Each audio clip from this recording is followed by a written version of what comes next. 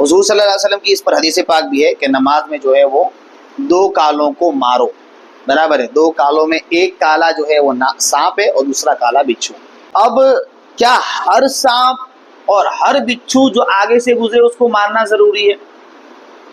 पे दर पे, यानी एक साथ तीन बाल उखेड़े या तीन जुएं मारी नमाज में, या एक ही जून को एक बार, दो बार और तीन बार मार डाला नमाज में, तो ऐसा करने से नमाज फासिद हो जाएगी। एक रुकन में तीन बार खुजलाया, कितनी बार? सलातु वस्सलामु अलैका या रसूलल्लाह व अला आलिका व अस्हाबिका या हबीबल्लाह सल्लल्लाहु अलैहि वसल्लम। दुरूद शरीफ पढ़िए एक मरतबा। अल्लाहुम्मा सल्ली अला सय्यिदिना मौलाना मुहम्मद वसल्लम।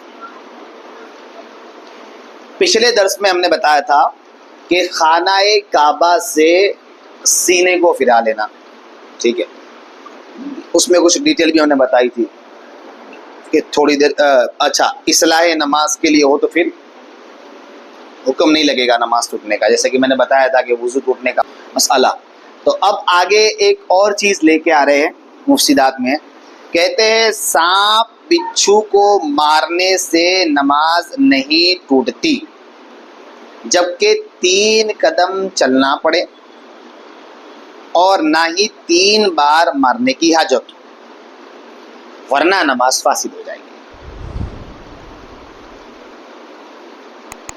अब यहाँ दो हुक्म है। कितने हुक्म हैं? एक तो है कि सांप बिच्छू को नमाज में मारने से नमाज नहीं टूटती, और एक है नमाज टूट जाती है, एक है नमाज टूट जाती है। तो समझना पड़ेगा कि कहाँ नहीं टूटती और कहाँ टूट जाती है। हुजूर सल्लल्लाहु अलैहि वसल्लम की इस पर हदीस पाक भी है कि नमाज में जो है वो दो कालों को मारो, बराबर है। दो कालों में एक काला जो है वो सांप है और दूसरा काला बिच्छू, ठीक है। तो मारने का हुक्म है, इसकी तशरीह वगैरह भी उलमा ने की है, मुफस्सिरीन ने इसका खुलासा भी बयान किया है। बहरहाल तो नमाज में सांप और बिच्छू को मारेंगे तो नमाज कब फासिद होगी और कब नहीं होगी, तवज्जो के साथ सुनिए। सांप और बिच्छू कोई निकल गया और आपने 2 कदम चल के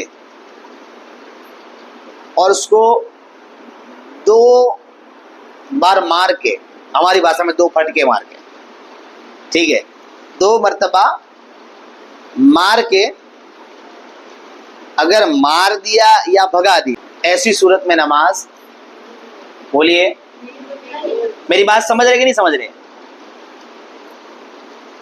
हम हनफियों के नजदीक क्या है मसला कि 2 कदम चले, 1 कदम चल के खड़े खड़े मारा तो भी ठीक, 1 कदम चल के मारा तो भी ठीक, 2 कदम चल के मारा तो भी ठीक, पर इन सब में सिर्फ 2 ही मर्तबा मारने का हुक्म। अगर यानी 3 कदम चलना पड़े तब भी नमाज फासिद हो गई, और 3 बार मारना पड़ा जब भी नमाज फासिद हो गई। अब मसला समझ में आ गया कि 3 कदम चलने और 3 बार मारने से नमाज 2 से ज़्यादा फासिद हो जाएगी, और अगर 2 कदम के अंदर रहा, 2 बार के अंदर मारा तो नमाज। हाँ, अभी एक और चीज़ बहुत अच्छी बता रहे हैं कि अब क्या हर सांप और हर बिच्छू जो आगे से गुजरे उसको मारना ज़रूरी है, या कुछ को, या कुछ फिक्स है इसके अंदर? आप समझेंगे नहीं सब।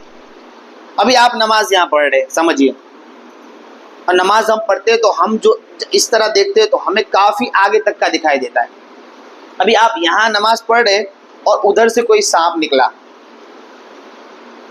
तो क्या उसको मारने जाएंगे?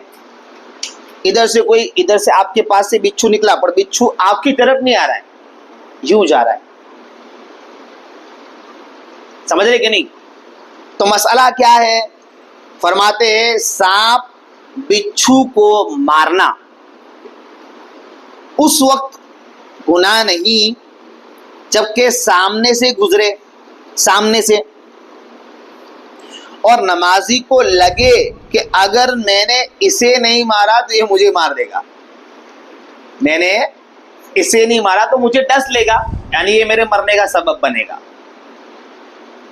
कोई बिच्छू कोई सांप आपके पास से तो निकला, लेकिन आप ये सीधा सीधा निकल रहा है, आपकी तरफ नहीं आ रहा है, आपके सामने नहीं आ रहा है, वो आपको आपके पास से निकल गया, तो अब आप जाके उसे मारे तो नमाज मकरूह होगी। ऐसा करना मकरूह है, ऐसा करना, नमाज मकरूह नहीं, मारना मकरूह है। क्या है? तब मारना, क्योंकि आपको वो परेशान नहीं कर रहा ना, आपको, तो उसको मारना जायज कब, उसको मारना मुबाह कब? उस वक्त मुबाह होगा, उस वक्त सही होगा उसको मारना जबकि आपके सामने से गुजरे और आपको लगे कि मैं सजदे वगैरह में जाऊंगा तो ये मुझे डस लेगा और ये मेरे मौत का सबब तक बन सकता है, तब उसे मारना जायज मुबाह। समझ गए मसला पूरा? यानी दो तीन बातें समझ पड़ी इस एक ही मसाले में कि भाई मारेंगे तो कब नमाज टूटेगी और कब नहीं टूटेगी। एक दूसरा क्या था? दूसरा ये था कि भाई हाँ 3 कदम चले, बराबर है, और फिर ये था कि कब मारे और कब नहीं। सामने से गुजरे और तकलीफ देने वाला हो तो मारेंगे, वरना नहीं मारेंगे। समझ गए मसला?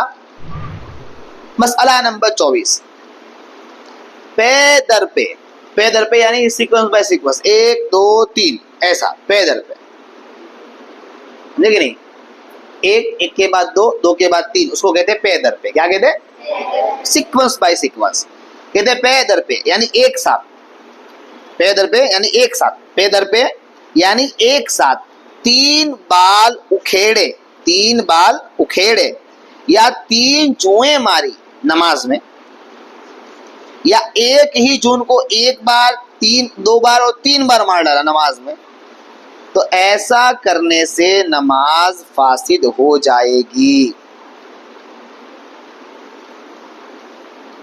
और अगर ऐसा नहीं किया कि 2 ही बाल उखाड़े या 2 ही जुआ निकाली या एक जू को 2 ही बार मारा, तो नमाज फासिद नहीं होगी, लेकिन ऐसा करना मकरूह है। क्या है? 1 बाल 2 बार 3 बाल, समझे कि नहीं समझे? एक ही वक्त में 3 बाल आपने उखाड़ दिए, तो ऐसा करने से आपकी नमाज फासिद हो जाएगी। फिर आपने 1 जूं 2 जूं 3 जूं निकाली, या फिर आपने 1 जूं निकाली और फिर इसको 3 बार मारा, तो ऐसी कंडीशन में नमाज आपकी छूट जाएगी, है ना? ऐसा करने वाला सच बताइए नमाज में लगता है? अभी कोई ऐसा जूं लेके ऐसा मारता हो तो आप क्या समझेंगे इससे? ये समझेंगे कि भाई इसके सर में जुएं बहुत है। ये सच बताना, आपको ऐसा लगेगा कि वो नमाज में?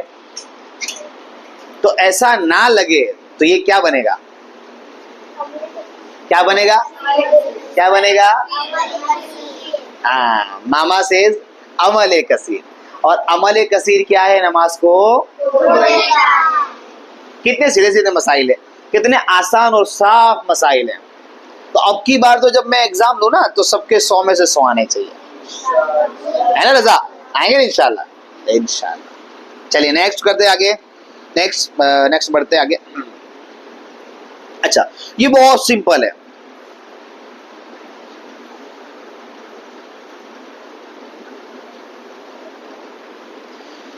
एक रुकन में यानी कयाम में खड़ा है, कायदे में बैठा है, सजदे में है, कहते हैं एक रुकन में 3 बार खुजलाया। कितनी बार? 3 बार। जैसे आप नमाज में हैं, आप खड़े हैं, कीरत कर रहे हैं, आपने